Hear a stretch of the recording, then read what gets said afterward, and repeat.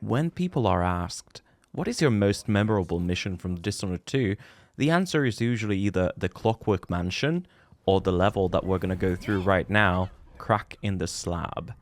Although at first sight the level seems rather bare bones, it's not even giving you the ability to use your, well, abilities, other than the passive ones. It does open up quite a bit after you've proceeded past the introduction and given the timepiece. This tool allows you to switch between the current time and time from 3 years ago. That alone is kinda neat, but changes you make in the past will actively change things in the future. This premise alone allows for some neat ideas to be executed, but unfortunately I feel that Arcane dropped the ball here a bit, and the level is quite linear. It does actually face very similar problems to the Clockwork Mansion. At very first sight the level seems rather complex, but as soon as you put any time into figuring it out, you'll find that there aren't that many things to do after all. At least you only have to finish 2 things before you can leave the mission: acquire the timepiece, and witness the seance. Seance? Seance? Seance? Beyond... It's gonna be a seance, okay? I don't care. Now, the third invisible thing that the game asks you to do is to sit through 3.5 minutes worth of cutscenes, not to even mention a bit of downtime at the seance. Although, during that time, you can actually do something useful. Starting with the first run, as per usual, but I'm not going to make you sit through these cutscenes, don't you worry. I'll fast forward them here and just straight up skip them in later runs. Although, I do promise you, we've done our best to minimize the cutscenes in this level, and I think we've done a pretty good job. I'm sure by now you can expect that the first run we're looking at doesn't really do anything fancy. We just get to the objectives in a straightforward manner and leave, right? Well, actually, Votium is going to do a very neat trick no other run in this list will do. There will obviously be a good reason for that, but it's neat that I can cover it. There are basically 2 ways you can reach our second objective, the seance, and the path we see here is a simple one. Between us and the objective is a door, and you have to either sleep dart Stilton, changing the future so the door is open, or acquire a code from the book next to Stilton, which is what Vo is going to do. And now for the neat trick that I mentioned. You make a quick save next to this dial. This is where the code goes. We just acquire the code and quick load. Your character doesn't actually need to know the code. Only you do. Now the logic behind this door is that if you sleep dart Stilton, he's not going to attend the seance, and in the future, this door that we have to access is just open. If he does attend it, it's locked shut because 1,000 femboys partied there with cocaine or something. I have no clue, okay? I'm just killing time here. Now reaching the seance, we unfortunately do have some downtime that I'm fast forwarding, but this is nothing compared to the next cutscene that is 2 minutes and 15 seconds long. The reason why I want to show you these cutscenes, even if sped up, is so you can revel with me in the satisfaction of finally skipping at least some of them later on. Now that we've done all of our objectives, we can finally leave. Sadly, the mission isn't quite done yet. After you exit the mansion and interact with the door, Outsider is going to pull you into his dramatical exposition dump. Adding insult to injury, the cutscene is in 2 parts. You can't even take a prolonged break or anything. Here, obviously, again, I have fast forwarded it, but it's still rather long. That's what she never said. She never says that.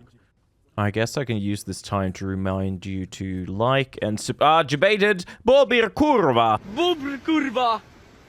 Ja pierdolę jakie bydle! Bober! Hey! Oh, it's still going on? Oh, now I kind of feel like I should have skipped these goddamn cutscenes. I'm sorry. When leaving, we have to go through the left side here, because the right side that you might have seen in later speedruns is blocked. That door is only open if you have sleep darted or stunned Stilton some way. Interacting with Sokolov brings our first run to an end with the time of 7 minutes and 14 seconds. It's now the next day, and we already see changes to the Stilton strategy. We see Dragu sleep dart Stilton instead of reading his book. That's because us Finnish people don't know how to read.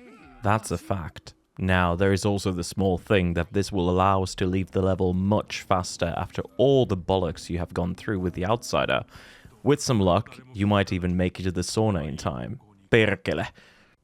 This next strat might seem a bit silly, but believe me, back when we averaged like 40 FPS, being able to take this slightly easier angle on Stilton rather than gambling with the shot when doing it straight on, it was amazing, and really worth it. I cannot even count how many runs I have thrown by missing this shot. It could have been prevented by using this angle instead. Then for almost a year, nothing changed. Until we got leaps. This mission suffers a lot from both really rapidly changing small strats, and at the same time from periods of time without any meaningful changes happening. It's rather absurd. Like I alluded to previously, it again took us almost 4 months to implement this fountain leap, and then to add a leap to the end. We're getting rather close to that 6-minute mark now, and no, it's not a mistake. Both of Björn's runs, this and the previous, were 6 minutes and 10 seconds. He just had some other mistakes here that cost him some unfortunate time. 11 months later to the day, and we're going to be adding this ridiculous leap to the roster. It changed very nicely with the previous lamp leap, and it's getting us so close to that sub 6 minute time. Another 10 months go by, and we have the bright idea to use the downtime during the seance to open the door downstairs. Then we can just fly by with our leap. This is what I mean when I say that some of the kind of basic stuff still took us quite the long time to figure out, but that's speedrunning for you. It's always very obvious in hindsight. Now, common sense would also say that we have to be breaking the 6-minute barrier soon, but it wouldn't say that we would break not only the 6-minute, but also the 5-minute mark with the same run. It is my absolute pleasure to introduce the first iteration of this Outsider dialogue skip. Let's break it down from the start.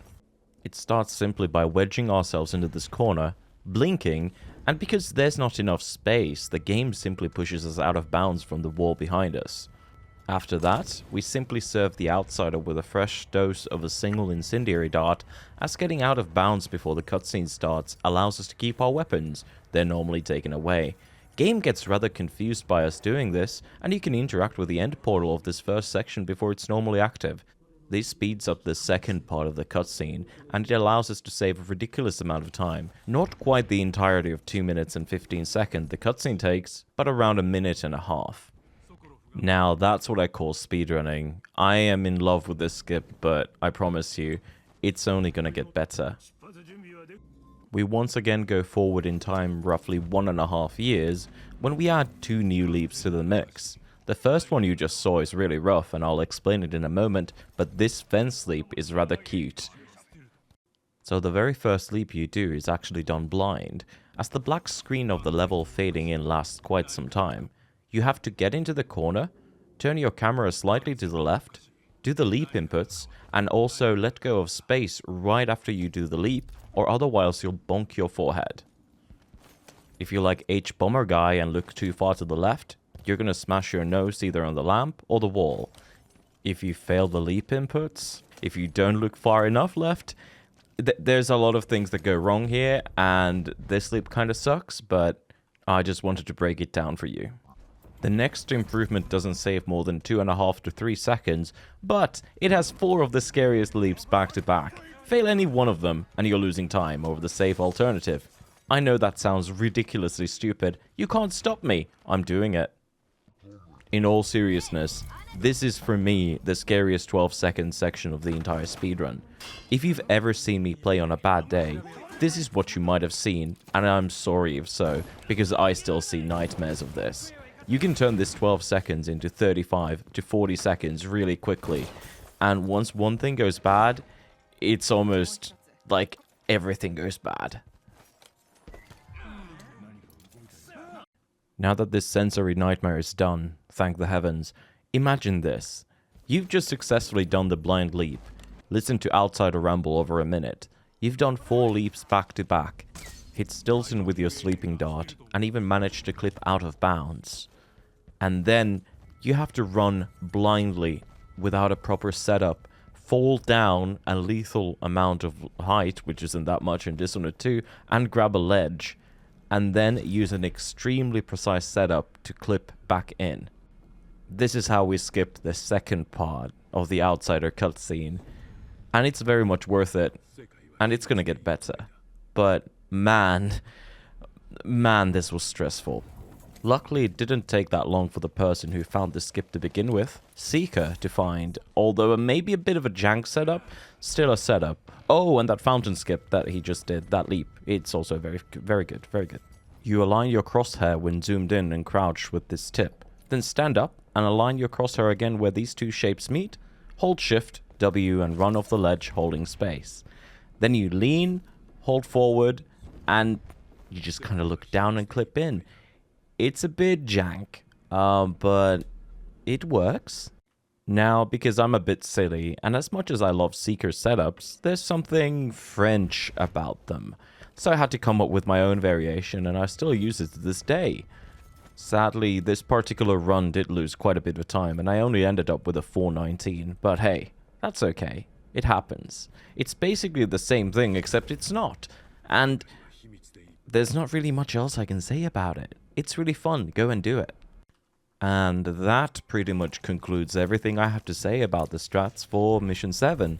The GLOD is as low as 4 minutes and 1 second, and I'm sure sub 4 will happen any day now when I just stop, you know, fucking up as much.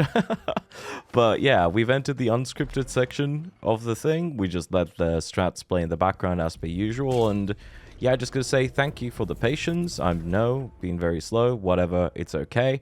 I'm gonna be moving in a week, exactly in a week. I have 6 more days here, and then the 7th day I'm moving. So yeah, moving together with a girlfriend. Hopefully this post doesn't look really bad in a couple of years or something. Hopefully everything's gonna be going fine. But what that does mean is that I don't know how long it takes for my setup to get up and all that stuff. I've been working now slowly. I have to re-voice over. I still have the scripts and everything, so it's not a big deal. The first 4 episodes, because the audio quality is very different, because it's recorded with the Blue Yeti. Not a big deal at all, because I'm still working on how I want to put all of these in like one video, because I don't think we need to have like an intro and outro for every single episode. I think that's a bit silly, so it's going to change a bit, but it's mostly going to be the same when I stick all 9 videos into one package. We only have level 8 and 9 to go, and then we're done with this, and then I gotta find some other projects. But that's cool. It's been fun doing this. It's been a really cool, like, memory lane, and I appreciate everybody who's leaving like comments. It's been all positive, and I wasn't like searching for any sort of like, oh, let's go viral with Dishonored 2 level retrospective. Nah, that's not gonna happen. Nobody really cares, but you people who care, I appreciate you, and it's fun. It's fun to do something like this. So yeah, I don't really have much else to say. We've been trying to grind Corvo now a lot on stream.